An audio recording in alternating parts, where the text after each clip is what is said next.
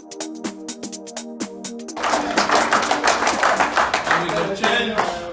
can change the fortune of the country such that you come here for vacation as opposed to going to Nigeria for, scarcation. That's what I call it. Scarcation is when you are traveling for vacation and you are not sure if you make it back. You are scared to go to Nigeria. That is what we have been experiencing. But the moment Nigeria gets it right, I'm not even going to compare us with Egypt or India. Compare with just Ghana.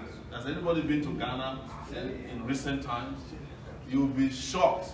And you are wondering, is it not the same Ghanaians that we used to call Ghana must go? Now they are doing Nigeria must go in Ghana.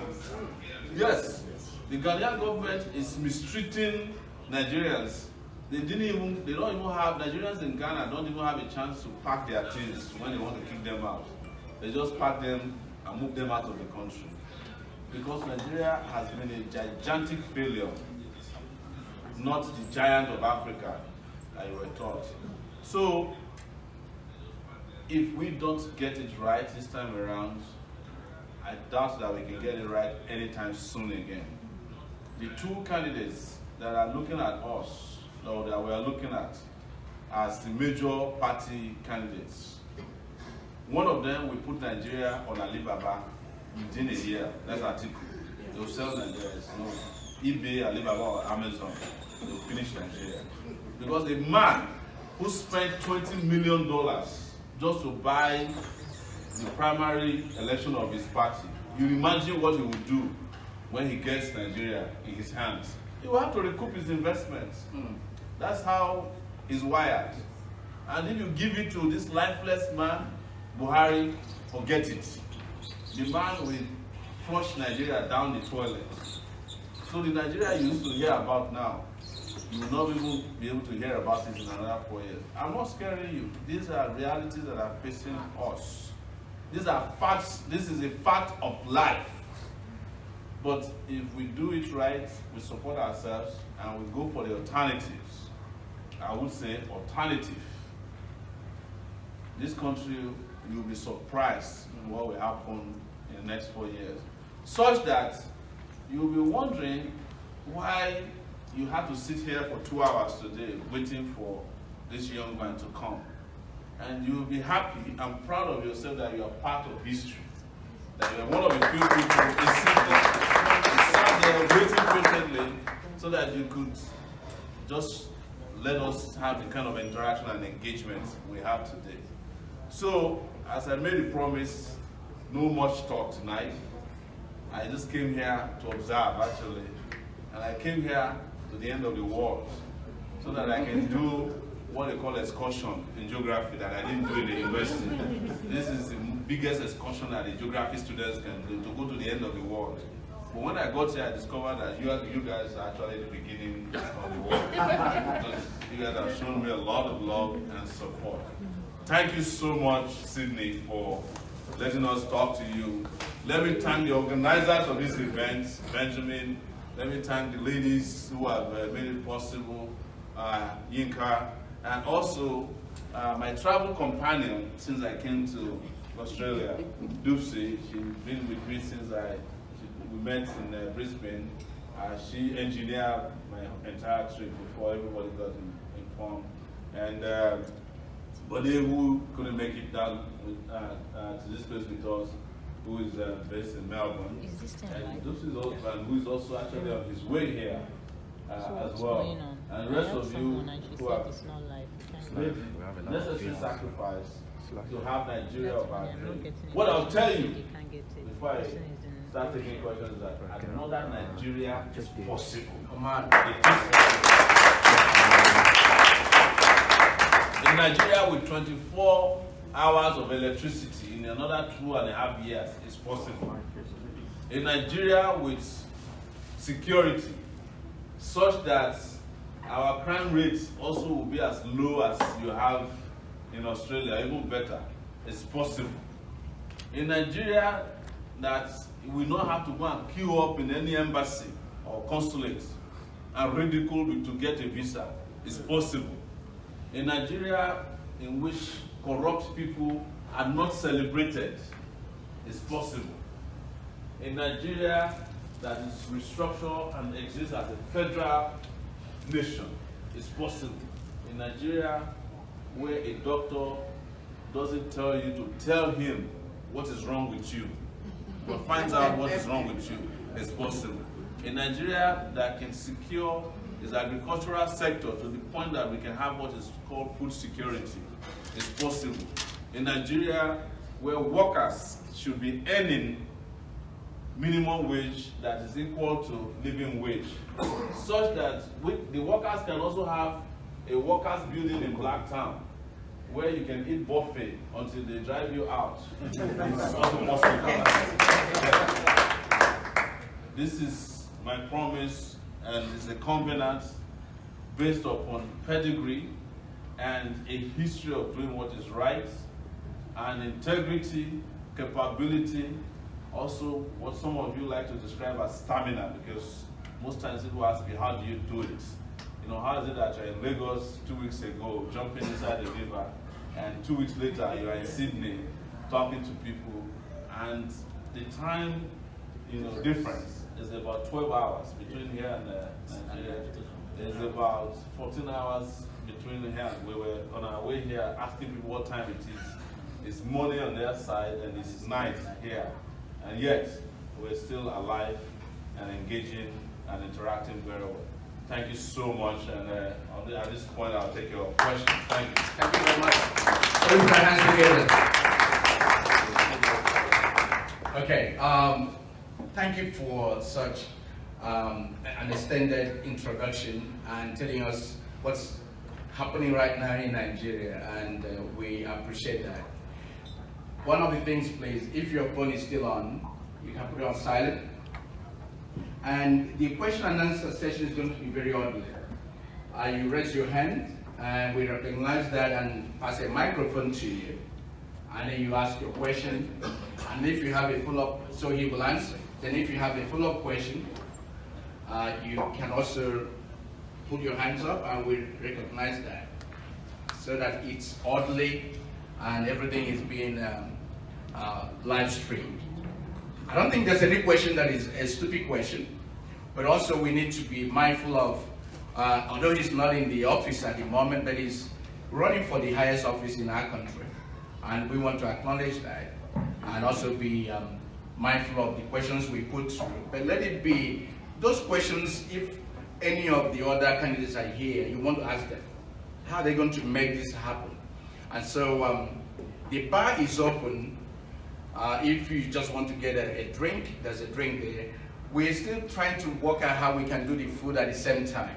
But if we finish these sessions, we can do the food. There is the food over there, because this is really, really important, this question and answer session. Now, since I have the microphone, maybe I should start. So my name is Henry Ike. I've been fortunate to live here for a while. But I've said, well, it's been probably 27, 28 years. Wow. My 2 kids are born here, but I've still retained and maintained contact with, with Nigeria. I love Nigeria, like many people here, and this is why I took it upon myself to be part of this meeting tonight. And I've been following even before this time, on YouTube. And I find that your prescription for Nigeria makes sense with me. Now, Nigeria for today has been defined in 3 phases: either your tribe or your religion. So, how do you intend, when you get into the office, to tribalize Nigeria? Because it's been one of the main key issues that Nigeria probably is where it is today. So, thank you very much. How would you do that? Thank you. Well, I would say this, that when people don't have anything to hold on to, especially when the nation state has failed so badly, they will hang on to whatever gives them hope and a sense of belonging. Nigeria, honestly, don't give a lot of people hope. Nigeria don't inspire a lot of people. And what people do is to hang on to things that can keep them afloat and things that can keep them going. And in some cases, ethnicity is the only way you get a job. Your ethnic group. It's the only way you get love and support. It's the only way you feel like a human being. It's your last bastion of dignity. The same thing for religion. These are controversial issues, but most likely if you are sick in Australia, you are not going to see a pastor, you know, because you will meet your pastor at the doctor's place too, all the time. But in Nigeria, if you are sick, because there are no doctors that are willing to help you, you go to the pastors. In fact, if you see a doctor, after a few times, the doctor will refer you to see your pastor. Because it's the only way you can get healed, right? This is might sound funny and a little bit controversial, but this is the reality of our lives. So I'm just saying to you, Harry, that it is because there's nothing left for us. So what is left is our ethnicity, is our religion, and all those things that keeps the system going. How you understand this is here. Like, when a policeman is coming to your house to help you, probably they won't ask you your ethnicity or even your skin color first. Of course, they do that in some instances, don't let us forget. But generally, in most of the time, you get help. But in Nigeria today, if you are passing through the airport and you see some of my videos when I record those corrupt officials always demanding for bribe at the airport, they will be speaking in their own languages, you know. They will be having conversation right in front of you so as to bypass your understanding of what kind of trouble they want to get you into. Because that's how Nigeria has been designed over the last few years, to suit the agenda of those who are destroying Nigeria. They are the ones who introduce ethnicity. But what is interesting, and this is based on my experience, when it is time to share money, at the top, there's no ethnicity, there's no religion. In fact, there is no country in the world where people are more godless than Nigerian leaders. When they want to do bad things, they forget God. That is why sometimes I make the controversial statement, and I hang on to it, that it looks like Nigerian leaders somehow were able to design their own gods. So you have designer gods in Nigeria that don't get upset even when the leaders are bad. You find somebody who has just embezzled the money meant for hospital is sitting in front of the church. When the Buri in Delta State came from prison, pastors and bishops were killing themselves to preach at his Thanksgiving ceremony. Pastors, all of them, they were doing themselves. So it's the kind of country that you have. Things have really gone very bad, and our value system completely destroyed and decimated. That's why we have that. And I think I can take the next question after saying that. Okay, thank you for that. Silas has a microphone over there, and then I have one. So we'll take one from each side. So Silas.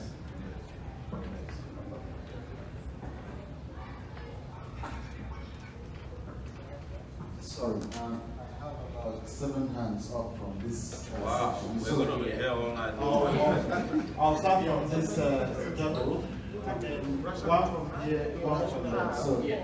Okay. I probably would need a piece of paper and pen to track it. Sorry, we are supposed to come with one, but we came directly from the airport. My name is Fred Bello. I've been there for a while too, more than 28 years. Wow. And my question is regarding the voting pattern, the way it has been structured, like some say, like it is state, Yes. whereby there are vote buying. How do you think you can overcome that big challenges? Yes, thank you. Let's take 3 questions at a time, and then we can answer them. okay. No, change table. Listen, we're going to be disciplined here. Who will come over there? So my name is Okechukwu Wanoka. I work with the local area coordination of the National Disability Insurance Company agency. I've been around here for like 5 years. Sowore, I followed you. I'm not here to unravel anything new about you. I followed you on social media.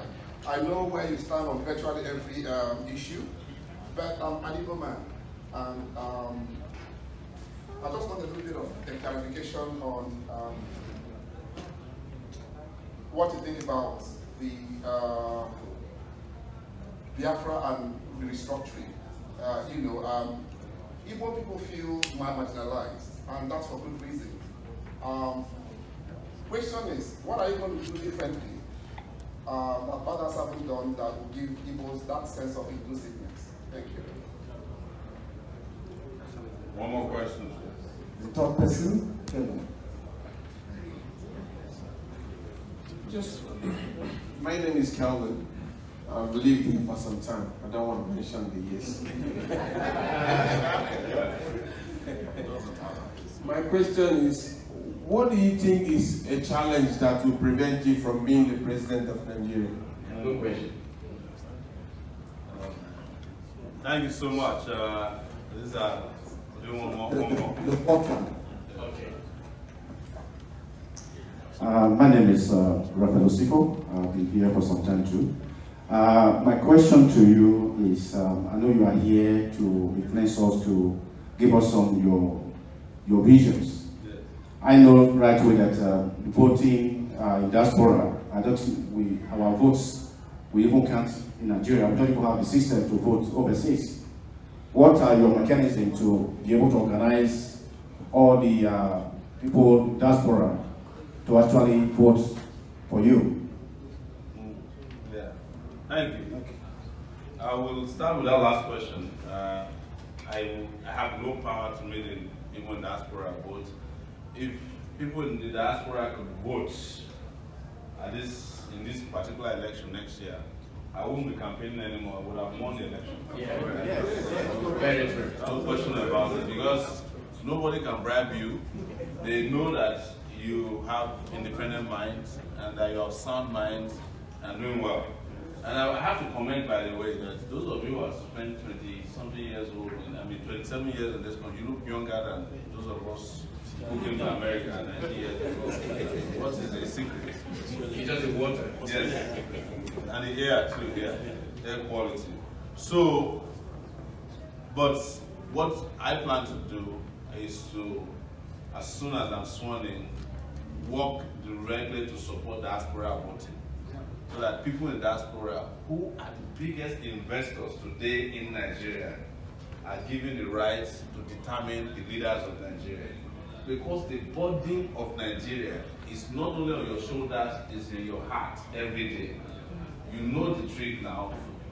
When you start getting those WhatsApp messages, they come first as prayers and then they become proverbs later when you are not answering. It is so important that we allow you to participate in the life of the country. And I feel like if diasporans were to be given the right to vote, Nigeria would have changed earlier than now.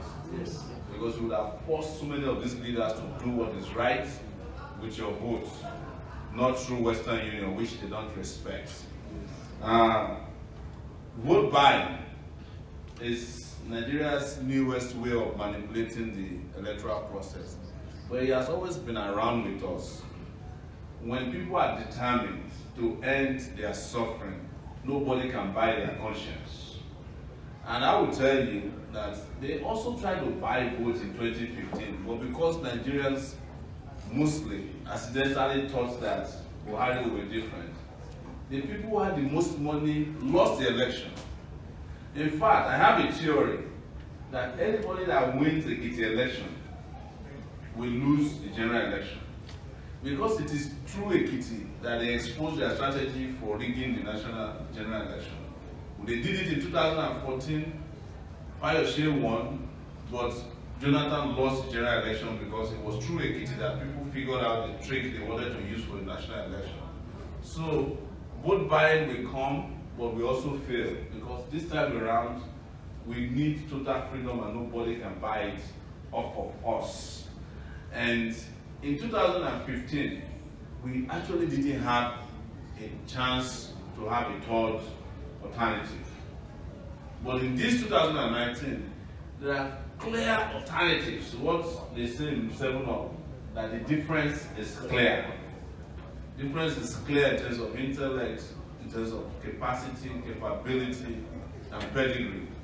So, I can only tell you that there are other strategies to frustrate vote buying, but I don't want to expose all our strategies because we are fighting against a very, very determined enemy. That we must be very strategic in exposing all of our strategies to deal with them. And the very contentious issue of Biafra is something that I have addressed several times. You see, I wasn't around when I was born after the war ended. So I never fought during the war. And sometimes you can even excuse my ignorance about the gravity of the war. But what I know is that you cannot kill 3 million people during the war, declare that the war is over, and never do anything to reabsorb the people who you fought against and think that the country will be all right. The cry for Biafra, though, is not a cry for secession as much as a cry for justice in Nigeria. Nigeria has done just to the people of the Southeast, and they are doing it systematically. Systematically ensuring that there is no infrastructure that will benefit or enhance the life of an Igbo man or their progress. That you do not have airports there. I'm telling you, the lack of the second Niger bridge up until now is deliberate. That's the truth. But our brothers, they are also making the mistake. You cannot be voting for people who fought war against you and expect the war to end. Buhari fought during the war. There were people who were in charge of the war and killing actively in Asaba. Obasanjo fought during the war. You understand? In fact, every other Nigerian leader somehow supported that war because, in my view, the only person who was not in Igbo land who didn't support the war was Wole Soyinka, and they jailed him for having the temerity to oppose the war. Every other person somehow was complicit. That's the truth. And that is why when I started this whole campaign, I made it clear that first Nigeria must sit down and apologize to Biafrans. And then we must bring them into the fold by way of developing the Southeast. And then we must have concrete conversations about what Nigeria should look like. But don't let us be under any illusion that a secession will automatically bring an end to the suffering of the Southeast. The reason is this, and I'm not being naive. Nigeria has trained so many bastards in the center that when you even succeed, they will go back home and destroy the Southeast the way they are destroying Nigeria now. And I can name all their names, but I don't have time for that here. Let's discuss serious things. And if Biafra is succeeding and successful, and is still surrounded by the same dregs of the society called Nigeria, they will overrun Biafra. That's the truth. You know, but think about it also. Some of the injustices done in the Biafran nation are done by Biafrans themselves against their own people. They order the killing of Biafran activists. They do all kinds of things, and I can name them because as a reporter, I have reported on every injustice done in Nigeria in the last 12 years. At least I have a history of that with me. So, what can we do to bring back our brothers and sisters in Biafra? First is justice. Second is justice. Third is fairness. And then we must visit development. And the last thing I would say is that you people, or the Igbo person, thinks that is the only person who has seceded from Nigeria. It's a lie. A lot of Nigerians have seceded from Nigeria. They are just waiting to leave. I'm telling you, a lot of Nigerians have mentally left the country. Because in Nigeria today, if you build a house, you are the one who has to provide water for yourself. So every house is like a local government. You have to provide your own security. You have to provide your own school. You have to provide even your own religious place of worship within the compound. because we constantly need to be praying to survive anywhere in Nigeria. So a lot of Nigerians have seceded from Nigeria. I said it yesterday, someone was laughing at me. I said, if US, Australia, and Europeans allow Nigerians to leave Nigeria, say we'll give you a visa if you want to leave, 70% of Nigerians will leave. I'm not saying the only people that will remain are people who probably cannot physically move. Nobody will be left in Nigeria. I'm telling you, 70% of Nigerians will leave in the opportunity to leave. What is that? Is that not secession? To live in it. Yes, and I can guarantee you that I will do that. I will bring back a Nigeria where not only should we have a second Niger bridge, we should have a third Niger bridge with a fast-moving train that can take you from Onitsha to Lagos in 2 hours. Then what else do you want? If you can go to Kano and come back and nobody will kill you, you do your business. Isn't that what we are looking for? What is Ethiopian airline in Nigeria? Is it not the airline that brings evil businessmen in and out of China? So if we can go and buy the best shoes in Aba instead of going to Italy, what do you think the Igbo man will feel? Happy. The same thing applies to all other tribes. Said the last question I want to answer is, what's the challenge that can make you not win this election? I'm going to surprise you. Come on. Yes. The challenge is you. It's not even money. This is an election that is for us to win. In my view, this is the easiest time to defeat the old, ragged, corrupt, useless leaders. So, if we don't defeat them, it's our fault. It might be because we doubted our ability to do it just a little bit and didn't get it. Otherwise, I've never seen at a time that is a better point of unity for the oppressed against the oppressors in Nigeria than this time. Almost everybody is speaking with one voice in Nigeria. Even those who might be articulating, they know that it's business. Because people articulating is because of what they heard happen in Port Harcourt that is making them to hyper-articulate. They want to collect the man's money. But what we are telling them is that the money they are giving back to you is not their money. It is the money they stole from you that they are giving you just piecemeal of it. Where is Atiku's cocoa farm? Where he made all the money that he went and spent 20 million naira in Port Harcourt in one day. If that happened here in Australia, they will be arresting people for 2 weeks. Because everybody that collected that 5,000 will be arrested if it happened in America. To come and explain how you go and collect money that you knew was a proceed of corruption. That is how people are treated. When Aaron went down, the typist who typed one of the letters went to jail. They asked her, did you know that the letter you were typing was aiding and abetting corruption? You cannot give excuse that, oh, I didn't know, or my oga sent me. No! You are supposed to know because you have conscience, you have independence of mind. But look at where we are in Nigeria. People are talking about articles simply because it's giving back money he stole. Just a portion of it, just a fraction of it. So, I don't think that we can't win this election. In fact, it is not part of my, it's not part of my thinking and planning that we will not win. As I'm here, the next time I see you here in Sydney, if I don't come back before the election, it will be as the President of the Federal Republic of Nigeria.